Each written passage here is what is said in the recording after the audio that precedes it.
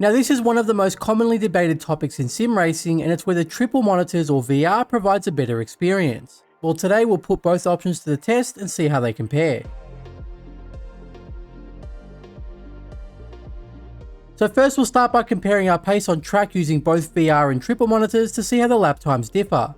Then we'll move on to what I found were the positives and negatives of each option in different aspects, such as the overall driving experience, as well as comfort, convenience and price.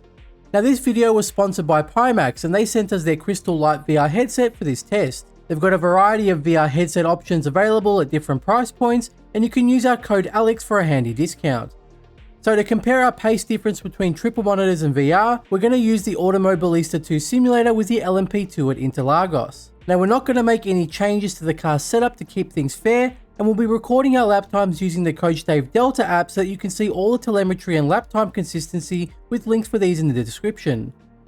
Now when driving in VR, it definitely required a period of adjustment because there's just so much going on in the cockpit, and it's what you'd call a sensory overload. Whether it was the safety restraints that felt as if they were right next to my neck, or the cables and wires moving around me, the entire experience was so convincing to the point where it was really overwhelming at first. And this affected me to the point where I was constantly missing my braking points and often overslowing the car because I just felt like it was really hard to focus fully on the road ahead. But then after about 2 or 3 hours of constant driving with the headset on, I got used to all of this extra information in my vision and was able to start zoning all of that out and started hitting my braking markers and got some consistent laps done. Then after about 200 laps, I managed to get a fastest lap time of 1:25.3. Now I've been using triple monitors for about 3 years now, and the main advantage that I noticed when using VR was just how easy it was to look into the corners and focus on the apex ahead. And this was evident especially in tricky corners like turn 1 here, where my vision of the apex would be somewhat blocked by the car's A-pillar when using triple monitors. This allowed me to commit fully for the turn-in phase for each corner because I was able to see exactly how much I needed to turn my steering wheel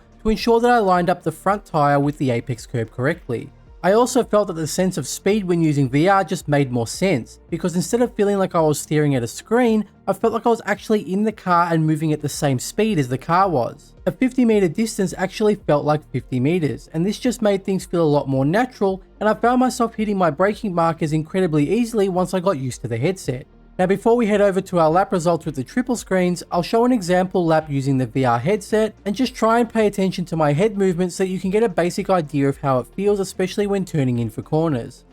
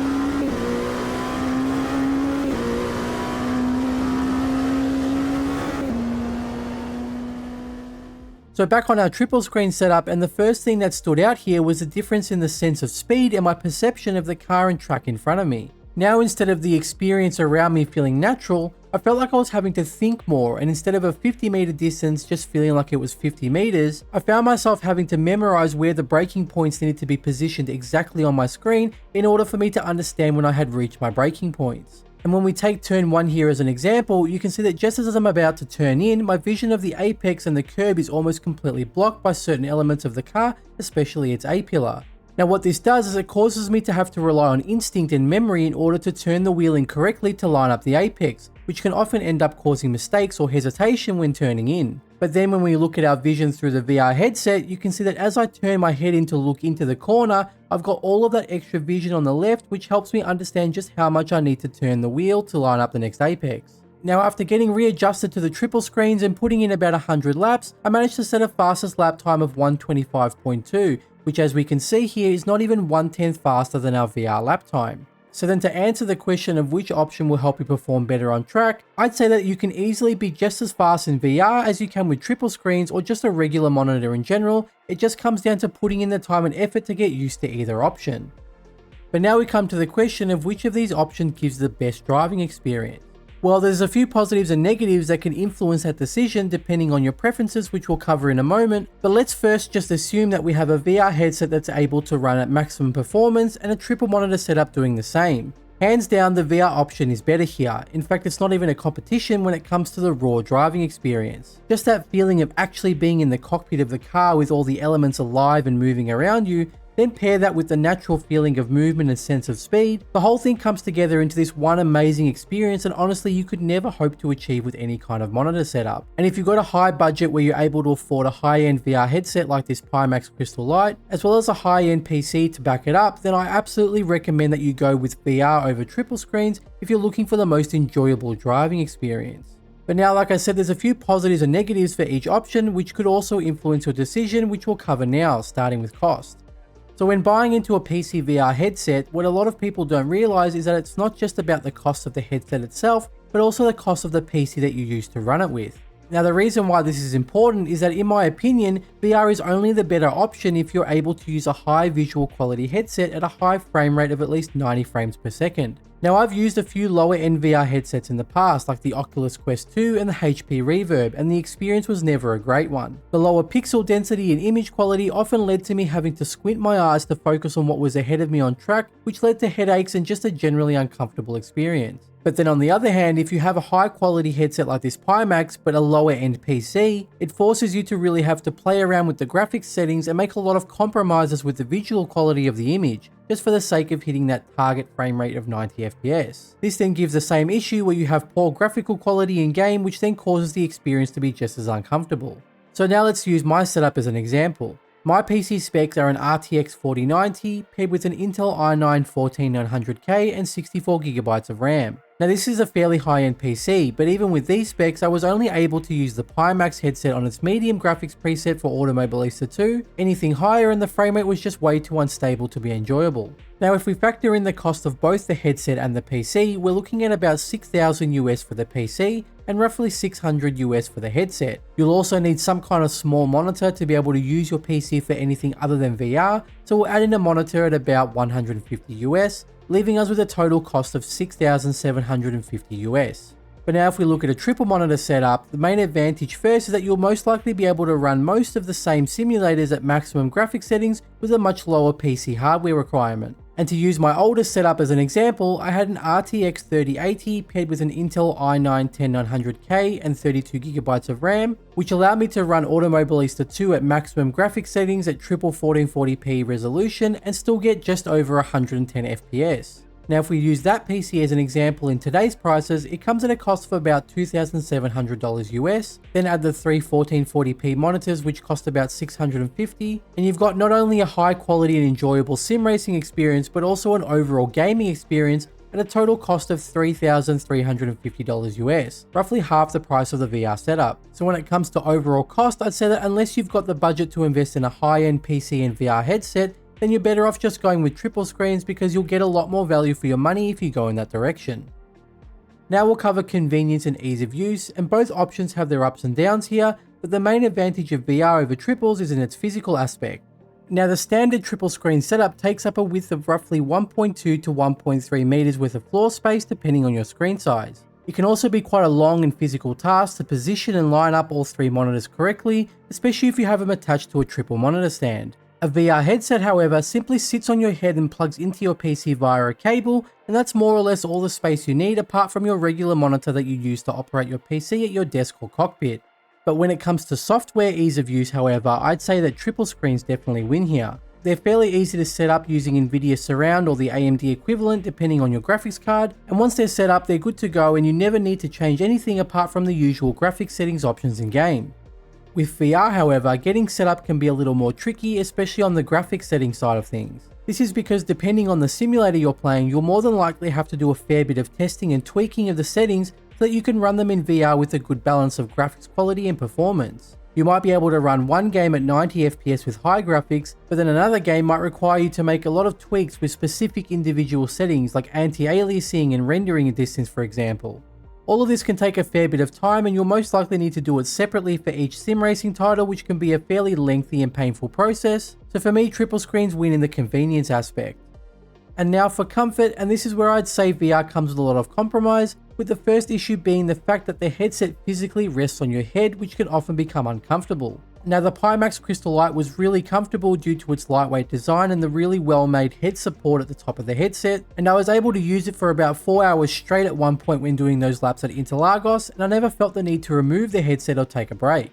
That being said, some of the other headsets I've used in the past, such as the HP Reverb, had really bad head support. This caused me to feel a lot of pressure and weight on the front area of my head, which made them really uncomfortable to use for an extended period of time. And this is why it's important that you do your research before buying a VR headset and check out some reviews to see what they say, particularly about the quality of their head support.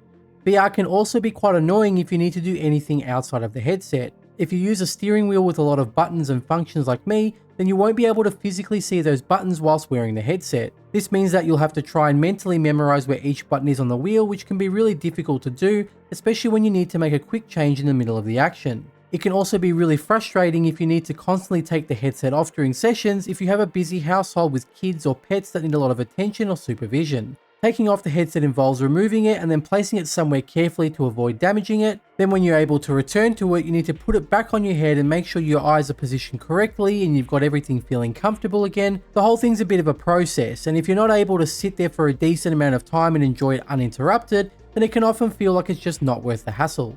Triple monitors, on the other hand, don't involve any of these problems. The screens sit directly in front of you and you can get in and out quickly, and they'll always be in the correct position for your eyes. And now for our final comparison, and this one leads more towards the competitive side of sim racing, and that's the use of the in-game HUD. Now this one can be subjective, but anyone that does sim racing at a competitive level will tell you that the information provided by the in-game UI is crucial in helping you perform and strategize at your best during a race. Whether it's the gaps to the car in front and behind, the track map, or the pit stop UI, this is all information that you need to have available at any given time during a race. The problem with using these UI elements in VR, however, is that it made the entire experience really jarring for me and I didn't enjoy it at all. Here I am sitting in a race car battling with another opponent in this insanely immersive experience, and then I have this annoying overlay getting in the way of my vision and distracting me by following me wherever I look in the cockpit. I didn't like driving with the in-game UI at all and I was forced to turn it off, but then because of that I was lacking important information that I needed to understand what was happening during the race. With triple monitors, however, this isn't an issue. The in-game UI sits in the same location on your screen at all times, which means that it doesn't get in the way of your vision as you move your eyes around the span of your 3 screens. So that's all the positives and negatives that I found when testing VR compared to triple screens, and now I'll give you my final verdict on which I think is better.